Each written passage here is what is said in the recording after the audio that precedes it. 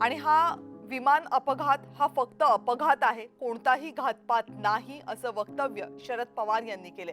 शरद पवार यांचं हे मोठं वक्तव्य आज सकाळी अपघात झाल्यापासून अनेक शंका व्यक्त केल्या जात होत्या।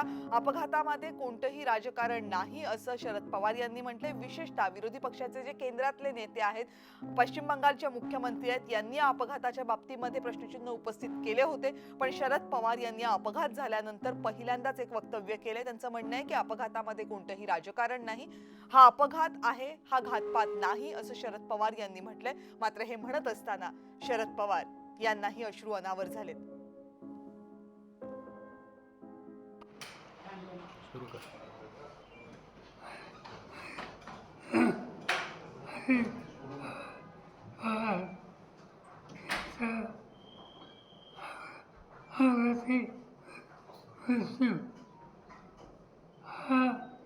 हा रस्त्याला एक प्रचंड असा धक्का आहे। हे कर्तृत्वान निर्णय घेण्याची शक्ती ज्यांच्यात आहे अशा व्यक्तीला महाराष्ट्र आज मोकळा। हे काही नुकसान झालं ते भरून निघणार नाही, पण सगळ्याच गोष्टी आपल्या हातात नसतात। मी आज मीडियासमोर येणार नव्हतो, परंतु काही विरोध पक्ष हा अपघात याच्यामागे काहीतरी राजकारण आहे अशा प्रकारची भूमिका कलकत्त्यावरून मांडली गेली। याच्यात राजकारण नाही, हा निव्वळ अपघात आहे। त्याच्या यातना महाराष्ट्राला आम्हा सर्वांना सतत असतं। कृपा करून इथं राजकारण आणू नये एवढंच सांगायचं।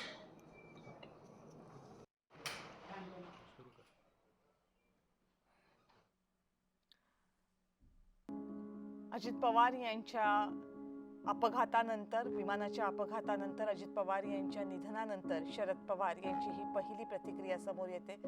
शरद पवारांचं हे रूप कदाचित महाराष्ट्र सुद्धा पहिल्यांदा पाहतोय। शरद पवार यांना बोलताना शब्द सापडत नव्हते।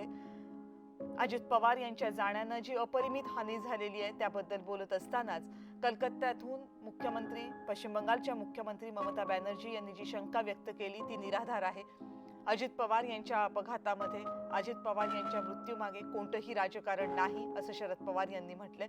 मात्र हे सगळं बोलत असताना शरद पवार यांचा आवाज हा कापरा झाला होता। कदाचित पहिल्यांदा शरद पवार हे कॅमेऱ्यासमोर न बघताना बोलत असल्याचं अवघ्या महाराष्ट्रानं बघितलंय।